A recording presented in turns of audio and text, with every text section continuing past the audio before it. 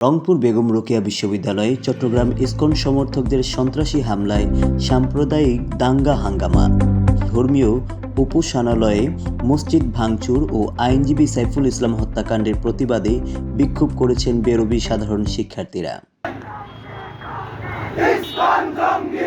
আজ ২৬ নভেম্বর মঙ্গলবার রাত ৮টা ৩০ বিশ্ববিদ্যালয়ের প্রধান ফটকের সামনে থেকে শিক্ষার্থীদের একটি মিছিল আবু সাঈদ চত্বর হয়ে মডার্ন মোড় পর্যন্ত প্রদক্ষিণ করে পুনরায় বিশ্ববিদ্যালয়ের মূল ফটকের সামনে অবস্থান নেয়।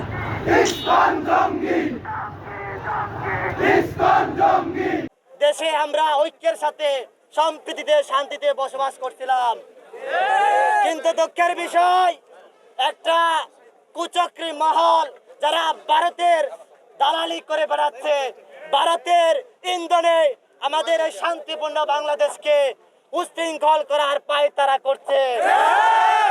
আমরা তাদের বিরুদ্ধে রাষ্ট্র বাংলাদেশের সরকারের এবং প্রশাসনে যারা আছেন তাদের প্রতি উদাত্ত আহ্বান জানাতে চাই। এই ইসকন একটি জঙ্গিবাদী সংগঠন। এই ইসকন কখনো ধর্মের উদ্দেশ্য যদি তারা সাধন করত, তারা শান্তি চেত, কিন্তু দুঃখজনক বিষয় তাদের নেতাকে যখন চট্টগ্রামে গ্রেপ্তার করা হয়, তারা শান্তিপূর্ণভাবে তাদের নেতার মুক্তি দাবি করতে পারত।